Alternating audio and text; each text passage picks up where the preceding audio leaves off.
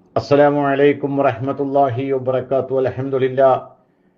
الحمد لله رب العالمين والعاقبة للمتقين ولا عدوان إلا على الظالمين وأصلي وأسلم على نبينا محمد وعلى آله وصحبه أجمعين. أما بعد، يا أيها الذين آمنوا اتقوا الله حق تقاته ولا تموتن إلا وأنتم مسلمون. أعوذ بالله من الشيطان الرجيم. يوم لا ينفع مال ولا بنون إلا من أتى الله بقلب سليم. ഏറെ സ്നേഹമുള്ള സഹോദരങ്ങളെ, പ്രപഞ്ചനാഥനായ അള്ളാഹുവിൻ്റെ നിയമങ്ങളും നിർദ്ദേശങ്ങളും സാധ്യമാകുന്ന നിലക്ക് പാലിച്ചുകൊണ്ട് സൂക്ഷ്മത പാലിച്ച് ജീവിതത്തെ മുന്നോട്ട് നയിക്കണമെന്ന് ആദ്യമായി എന്നോടും നിങ്ങളോടും ഉണർത്തുന്നു. അള്ളാഹു അനുഗ്രഹിക്കുമാറാകട്ടെ. എല്ലാവിധ നന്മകളും അള്ളാഹു നമ്മിൽ നിന്ന് സ്വീകരിക്കുമാറാകട്ടെ. സഹോദരങ്ങളെ, പരിശുദ്ധമായ റമദാൻ വിട പറഞ്ഞു. ഈദ് ആഘോഷവും കഴിഞ്ഞു. ഇനി ഇവിടെ നിന്ന് അങ്ങോട്ടുള്ള ജീവിതം പരിശുദ്ധമായ റമദാനിൽ നമുക്ക് കിട്ടിയ തഖ്വയും ഈമാനിക ആവേശവും എല്ലാം സമന്വയിപ്പിച്ചുകൊണ്ട് കൃത്യമായ രൂപത്തിൽ വിശ്വാസത്തിൻ്റെ മേഖല വ്യതിചലിക്കാതെ നമുക്ക് ലഭിച്ച തഖ്വ അത് ഒരു കൈമുതലായി അത് നഷ്ടപ്പെടുത്താതെ നമുക്ക് ജീവിതത്തിൽ പല മാറ്റങ്ങൾ ഉണ്ടാക്കാൻ നമുക്ക് കഴിയേണ്ടതുണ്ട്. പരിശുദ്ധമായ റമദാൻ കഴിഞ്ഞോടുകൂടി മാസങ്ങളെല്ലാം റമദാൻ കഴിഞ്ഞല്ലോ, ഇനി പഴയ ജീവിതത്തിലേക്ക് തിരിച്ചു വരാം എന്നാണ് ആരെങ്കിലും ആഗ്രഹിക്കുന്നത് എങ്കിൽ ഈ കഴിഞ്ഞ റമദാനോടുകൂടി അല്ലെങ്കിൽ ആ റമദാൻ കൊണ്ട്, ആ നോമ്പ് കൊണ്ട്, അവൻ്റെ നമസ്കാരം കൊണ്ട്, അവൻ്റെ സ്വതക്ക കൊണ്ട്, അവൻ്റെ ഇഅ്തികാഫ് കൊണ്ട്, അവൻ്റെ ഖിയാമുൽ ലൈൽ കൊണ്ട്, നോമ്പ് കൊണ്ട്, അവൻ്റെ പട്ടിണി, അവൻ്റെ പ്രശ്നങ്ങളും പ്രയാസങ്ങളും ഒക്കെ സഹിച്ച് നോമ്പെടുത്തത് കൊണ്ട് യാതൊരുവിധ കാര്യവും നമുക്ക് ഉപകാരപ്പെടൂല. പരിശുദ്ധ റമദാൻ എങ്ങനെയാണോ നമ്മൾ കണ്ടത്, എന്തെല്ലാം നന്മകളാണോ നമ്മൾ ആ മാസം ചെയ്തത്, അതേ രൂപത്തിലുള്ള നന്മകൾ ഇനിയും ചെയ്യാവുന്നതാണ്. എല്ലാ നന്മകളും റമദാൻ കഴിഞ്ഞല്ലോ, ഇനി പഴയ സ്വഭാവത്തിലേക്ക് ഞാൻ തിരിച്ചു പോകട്ടെ എന്നാണ് നിങ്ങൾ കരുതുന്നത് എങ്കിൽ ഒരിക്കലും നമുക്കൊരു മാറ്റം ഉണ്ടാകില്ല. നമ്മുടെ പരലോകം അത് ഒരിക്കലും വിജയിക്കില്ല എന്ന് തന്നെ വേണം നമ്മൾ മനസ്സിലാക്കാൻ. അപ്പം അതുകൊണ്ട് ഓരോ റമദാനിൽ കിട്ടുന്ന ആ ഈമാനും ആ തഖ്വയും അതൊരു കൈമുതലാക്കി മുന്നോട്ട് കൊണ്ടുപോകാൻ നമുക്ക് കഴിയണം. അവരാണ് സത്യവിശ്വാസികൾ. കാരണം അവരെ സംബന്ധിച്ച് എപ്പോഴും ഭയപ്പാടിലായിരിക്കും. സത്യവിശ്വാസികൾ എപ്പോഴും ഭയപ്പാട്. എന്താണ്? നമ്മുടെ അമലുകൾ അള്ളാഹ് സ്വീകരിക്കുന്നുണ്ടോ, സ്വീകരിച്ചു എന്നുള്ളത് വല്ലാത്തൊരു പേടിയും ബേജാറുമാണ്. അപ്പോൾ ഓരോ റമദാൻ കഴിയുമ്പോഴും അള്ളാഹു നമുക്ക് തന്നിട്ടുള്ള വലിയ നിഅമത്താണ്. പരിശുദ്ധമായ റമദാനിലൂടെ നമുക്ക് ഇങ്ങനെ കടന്നു പോകാൻ നമുക്ക് കഴിഞ്ഞു എന്നുള്ളത്. അതിന് സാധിക്കാതെ പലരും നമ്മിൽ നിന്ന് വിട പറഞ്ഞു പോയവരുണ്ട്. ഇനി അടുത്ത വർഷ റമദാനിൽ നമ്മൾ എത്തിപ്പെടുമോ, ആ റമദാനിൽ നമുക്ക് നോമ്പെടുക്കാൻ കഴിയുമോ, നന്മകൾ വാരി വിതറാൻ വേണ്ടി കഴിയുമോ എന്ന് നമുക്കറിയില്ല. അപ്പോൾ കിട്ടിയ ആ തഖ്വ നഷ്ടപ്പെടുത്താതെ നമുക്ക് മുന്നോട്ട് പോകാൻ നമുക്ക് കഴിയണം. നിഷ്കളങ്കമായ മനസ്സോടുകൂടി, ആത്മാർത്ഥതയോടുള്ള മനസ്സോടുകൂടി, ഹൃദയ ശുദ്ധിയോടുകൂടിയാണ് അള്ളാഹുവിനെ സമീപിക്കേണ്ടത്. കാരണം റമദാൻ എന്ന് പറഞ്ഞത് പാപങ്ങളെ കരിച്ചു കളയുന്ന ഒരു സംവിധാനമാണ്. റമദാൻ എന്ന് പറഞ്ഞാൽ എന്താ, കരിച്ചു എന്നാണ്. അപ്പോൾ പാപങ്ങളെ കരിച്ചു കളയുന്ന ഒരു മാസത്തിലൂടെ നാം മുന്നോട്ട് പോകുമ്പോൾ ഇനി ഇവിടെ നിന്ന് അങ്ങോട്ടൊരു പാപം നമ്മിൽ അവശേഷിക്കാൻ പാടില്ല. അല്ലാഹുവിൻ്റെ റസൂല് പറഞ്ഞല്ലോ, റമദാനിൽ ജീവിക്കാനുള്ള ഒരു സമയം, ഒരു സന്ദർഭം കിട്ടിയിട്ടും അവൻ്റെ ആ പാപം പുറത്തില്ല എങ്കിൽ അവൻ പരാജയപ്പെട്ടു പോയി. വല്ലാത്തൊരു ആശങ്കയാണ്, വല്ലാത്ത വേവലാതിയാണ് അതൊക്കെ. കാരണം റമദാൻ ജീവിക്കാനുള്ളൊരു ഭാഗ്യം നമുക്ക് കിട്ടിയിട്ട് നമ്മുടെ പാപങ്ങൾ പുറത്തില്ല, നമ്മൾ ആ പഴയ സ്വഭാവത്തിലേക്ക് തന്നെ ഇപ്പോഴും നമുക്കൊരു മാറ്റം ഉണ്ടായിട്ടില്ല, ഒരു ഹൃദയത്തിൻ്റെ മാറ്റം ഉണ്ടായിട്ടില്ല, ഒരു വിശ്വാസത്തിലെ ഒരു വ്യത്യാസം ഉണ്ടായിട്ടില്ല, ഒരു ആരാധനയിലെ മാറ്റം ഉണ്ടായിട്ടില്ല. റമദാൻ കഴിയുകയും ചെയ്തു എങ്കിൽ ആ നോമ്പ് കൊണ്ട് എന്താണ് ഫലം? ഉറക്കം വിളിച്ചു എന്നല്ലാതെ, വിശപ്പ് സഹിച്ചു എന്നല്ലാതെ ഒരു നന്മയും അവനക്ക് ലഭ്യമല്ല.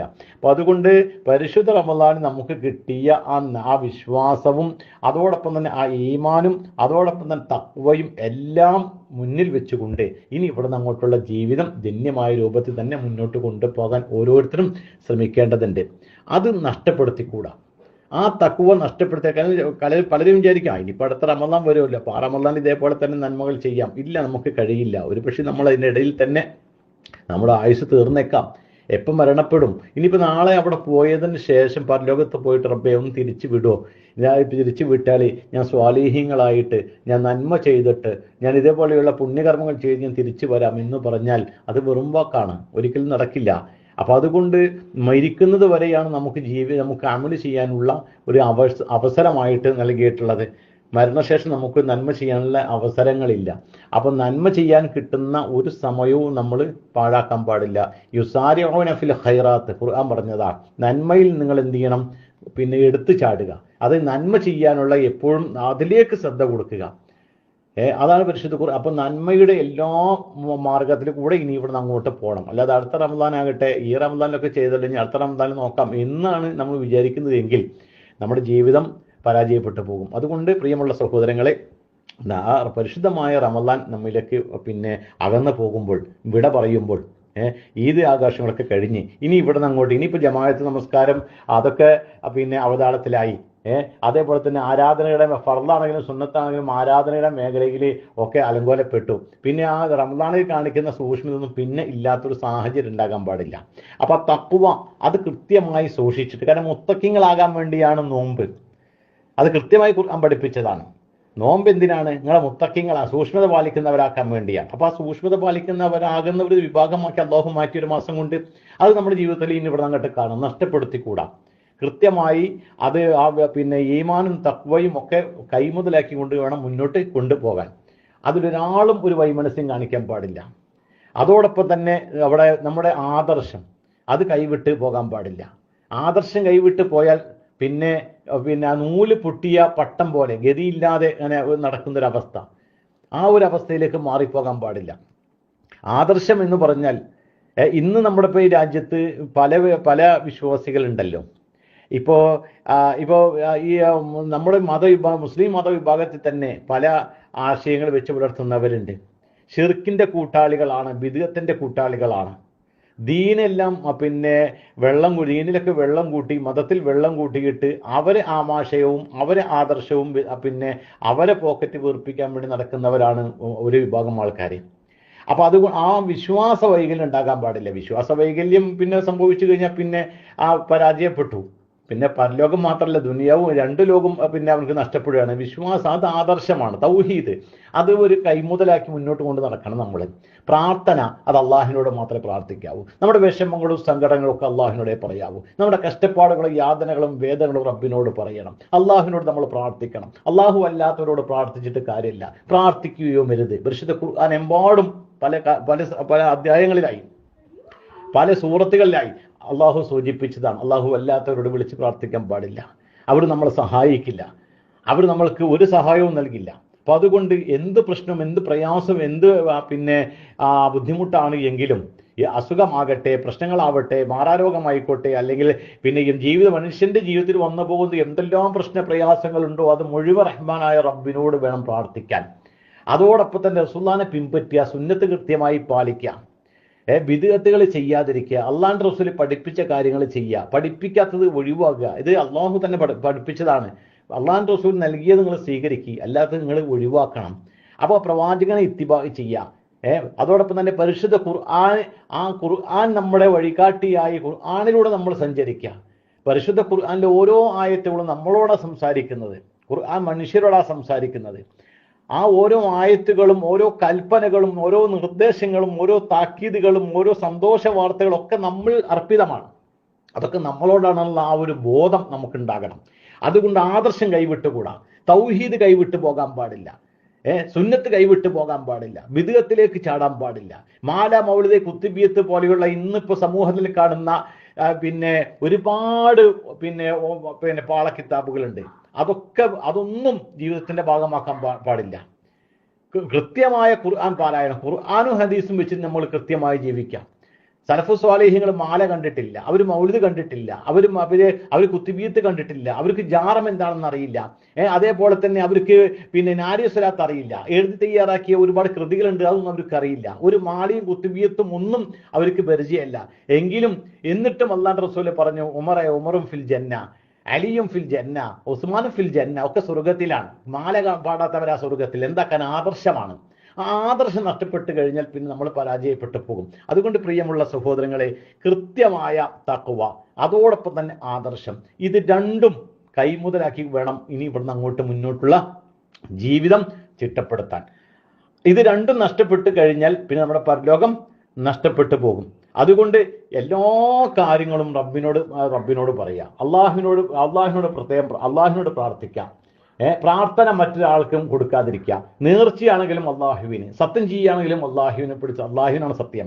സത്യമാണെങ്കിലും നേർച്ചയാണ് എങ്കിലും ആരാധനയാണെങ്കിലും പ്രാർത്ഥനയാണെങ്കിലും ഇസ്തിആസയാണെങ്കിലും ഇസ്തിആനയാണെങ്കിലും എല്ലാം അള്ളാഹുവിനാണ്.